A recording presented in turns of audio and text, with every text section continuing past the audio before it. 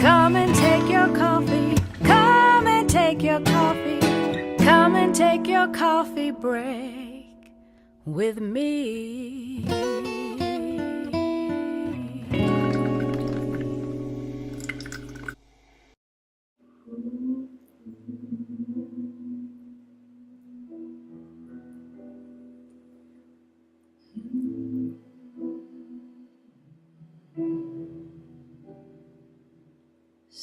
Summertime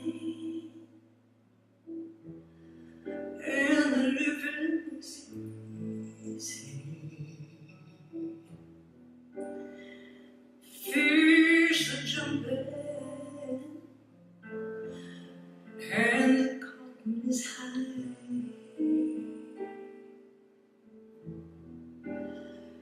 Daddy's rich and your mama's so good looking.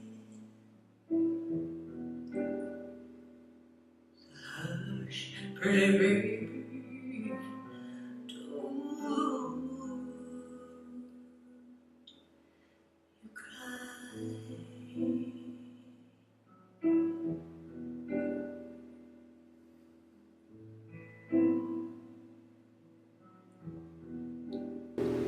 One of these mornings, you're gonna rise up singing. You will spread your wings and take to the sky. But until that morning, there is nothing can harm you. With mommy and daddy standing by.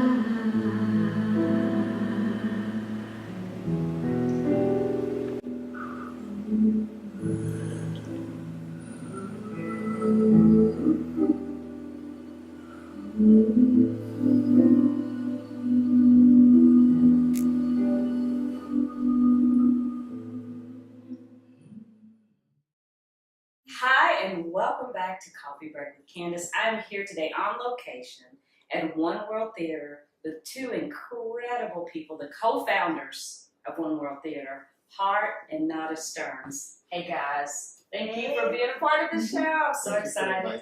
Oh, you're so welcome. Thank you for singing with me. That was awesome fun. That was a joy. That was a joy. By the way, we hope you enjoyed our version of Summertime. We enjoyed performing it for you. We did. So, yes, we did. We absolutely did. So, first of all, this is a beautiful theater. It's a beautiful place to come and hear music. It's one of the best venues in town, without question. So, again, it's an honor to have you both on here. And my question to you is, how did the two of you end up here in Austin? Well, there's actually a meditation group that we were part of, and so I got introduced to Nada really through that group, through this vision. We had mutual friends and like that.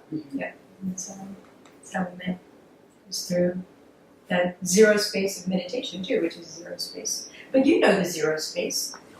As a vocalist, Yeah. you have to enter into that for music to happen, because that's where God is. Yeah. He's in that place where you disappear, and just the music takes over. Yeah. I mean, it's so evident to me that you know that space.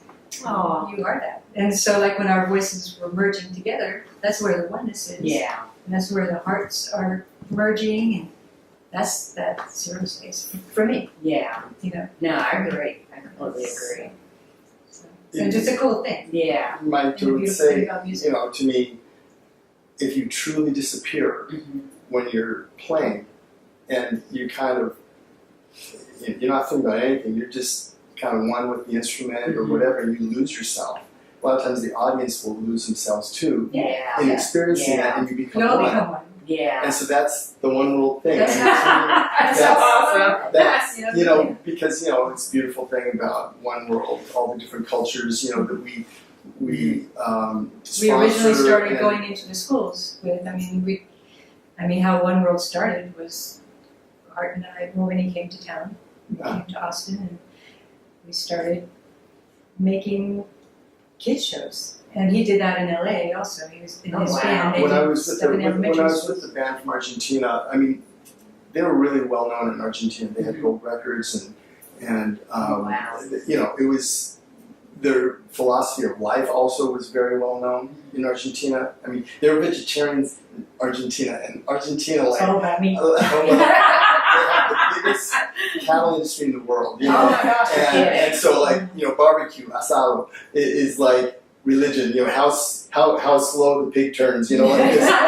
And so for them to be vegetarian, you know, there, you know, was really something. But there was a whole bunch of things that they had a discipline of life, and that was something that they talked about, you know, as much as the music and everything else. Anyways, so at any rate, and so you know, I played in this band, and the music center, the LA Music Center, decided they were going to start this thing called Music Center on Tour, which is just Interesting. sending artists from different cultures into the schools, and music. in all different art forms, in music, in theater, in Oh, nice. in all kinds of different, you know, dance, whatever it might be, and I mean, to my knowledge, it's the biggest outreach of its kind in the world. I mean, it's an amazing operation that they have in the LA. And we were actually at the very beginning of it. They just, Oh, it was really? at the time, I was actually playing with Arcoiris for the first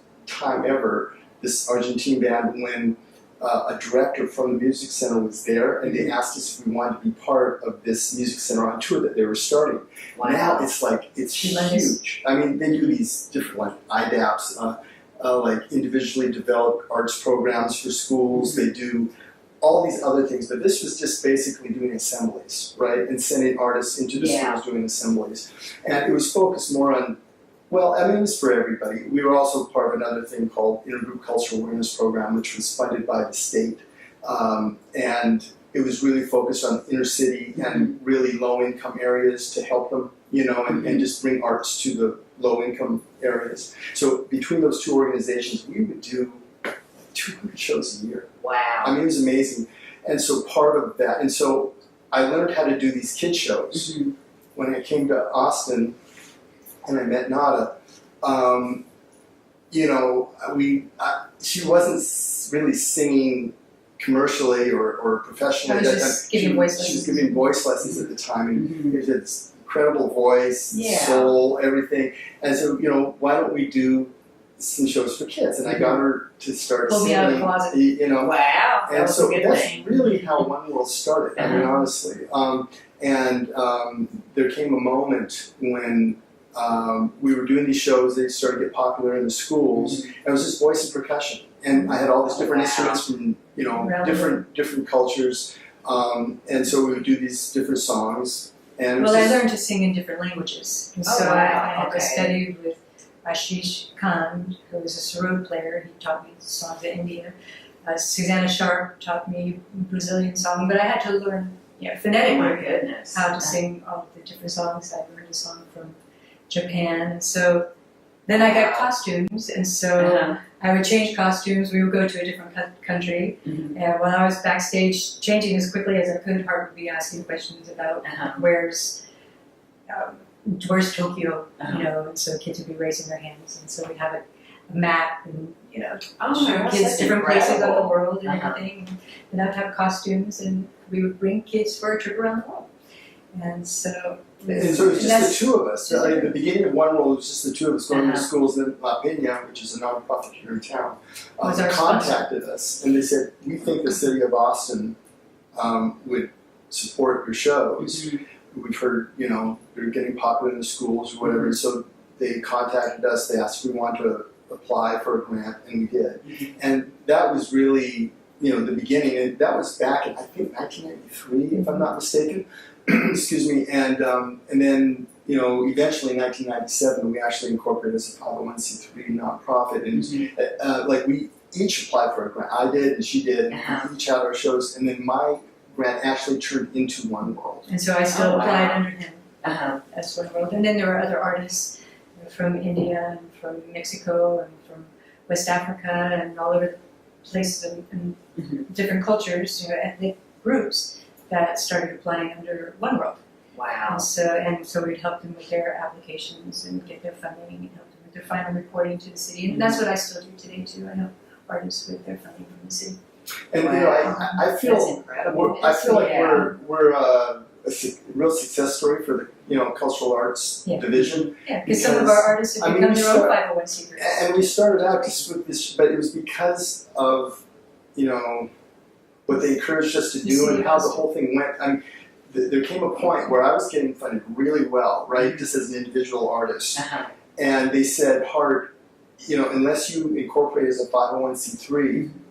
We're going to have to limit your funding. They pushed us to grow. So they pushed us to grow. And so, that's really something. And so this was in 1997 we incorporated as a 501c3, and that was great because it was in 1999 that the theater opened and we already had our 501c3, and it just allowed us a better place to do everything from because we already have it established. Sure.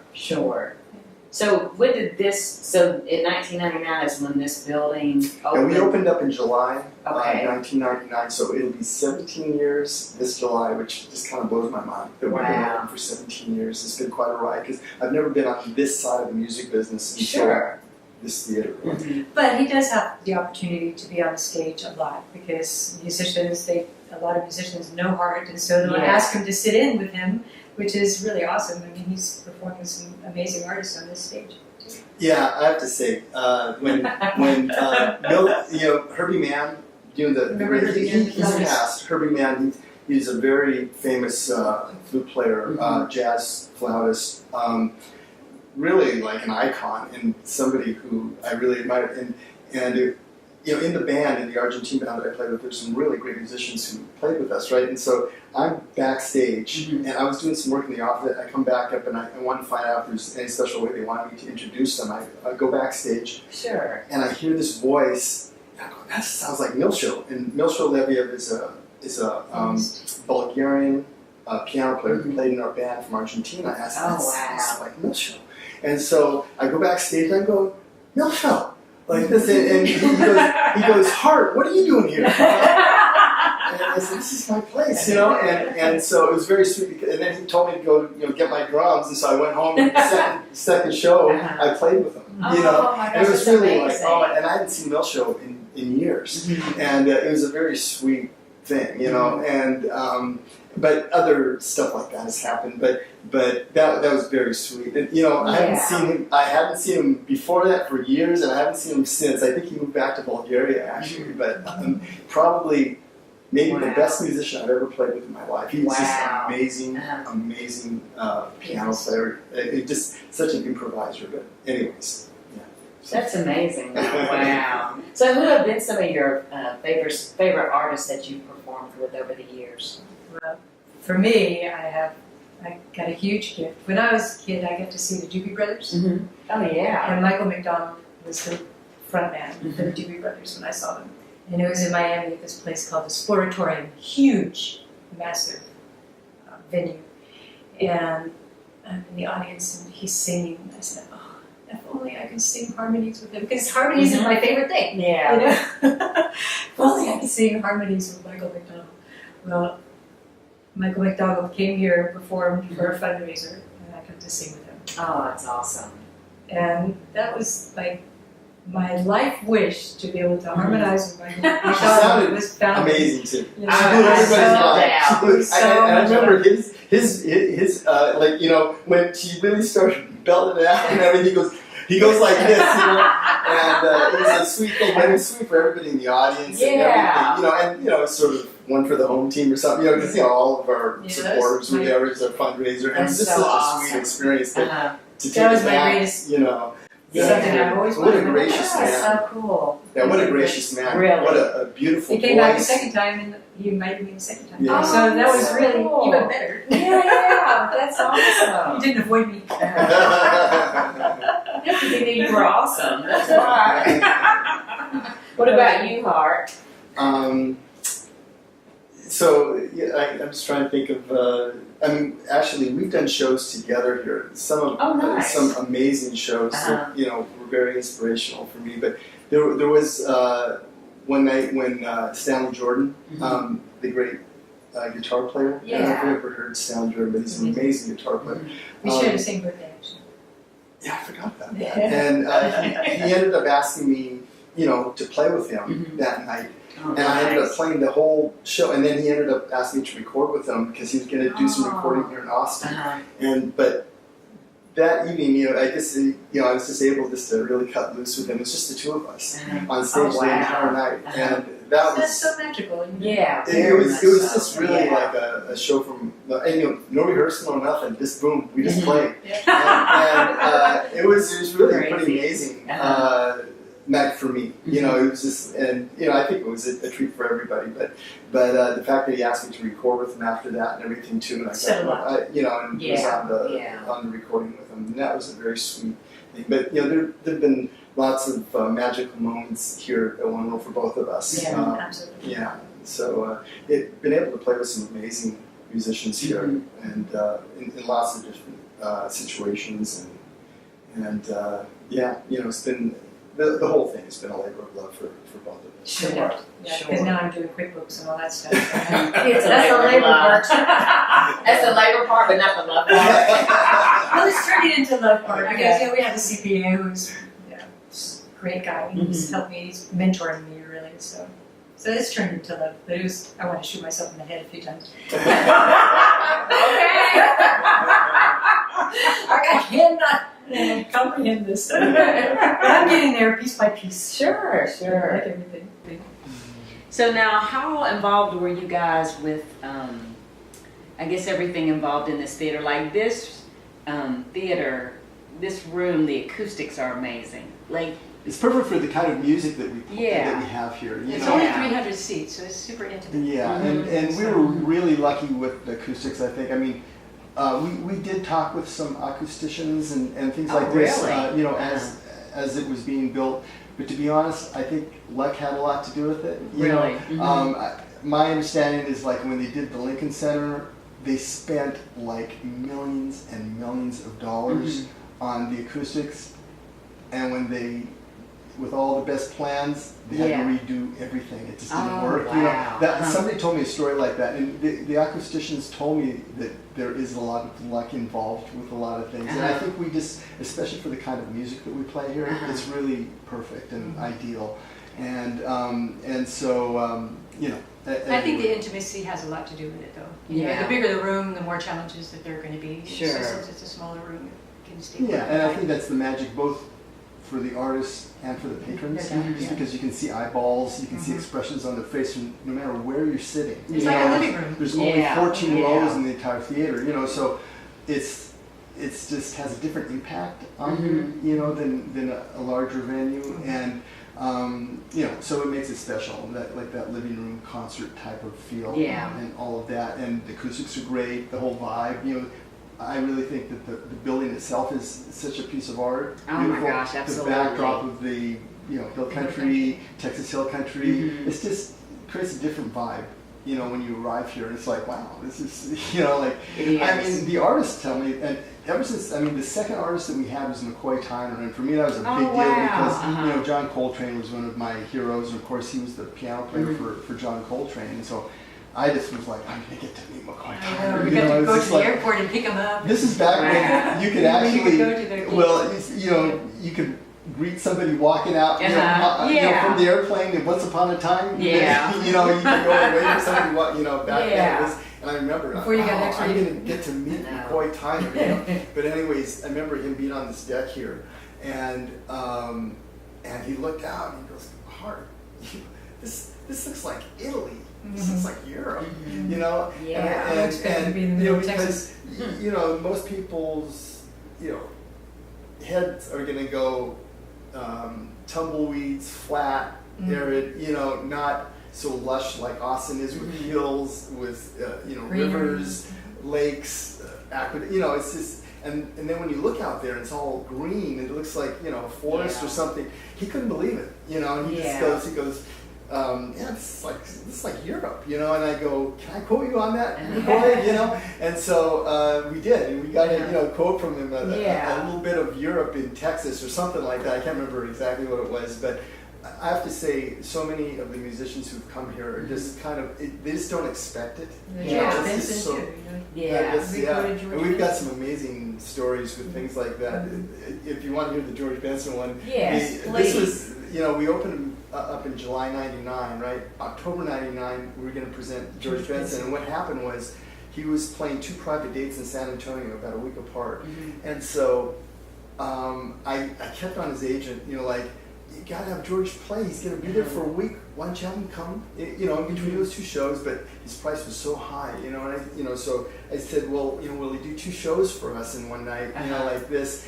But the price had to be, you know. And I was so nervous because it was gonna make the price of the tickets like over $100 a ticket. And I'm just going, I don't know. That's a 99. We didn't know people would pay that, you know. Yeah. But we just rolled the dice. It ended up and decided to do it. And so we confirmed the date. And so he had a limo driver, you know, driving from San Antonio to here. And so they're driving down BK's Road, and they're getting close like this. And he goes to the driver. He goes, if I was going to live in Austin, that's where I'd like to live. He goes, George, that's where you're going to play me. Like this, you know. And he told us that story. Yeah. So can we quote you on that? I wrote it down. I signed it. But the beautiful thing was with George Benson, you know, that was a very risky show for us because of the dollars involved, and we could really lose a lot of money. Every show is a gamble. We just didn't know if people would Good thing he's a poker player. You know. Seriously.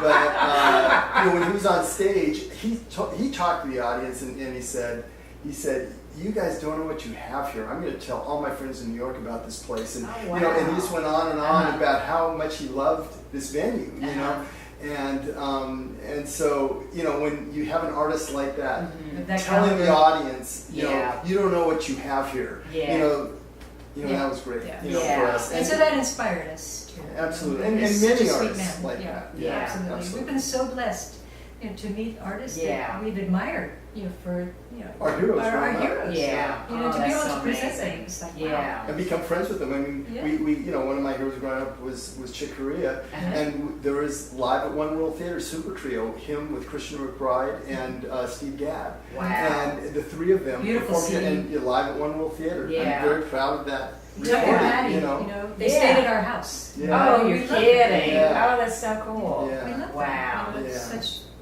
inspirational vocalist Yeah. shows. I mean, and Tucker's ridiculous on the guitar, but you know, it's like we feel so blessed to be able to befriend our heroes. Yeah. You know, That's because these are all people that have entered into that state as well, and that's what it's all about, being one. You know, the zero state, all of that. The music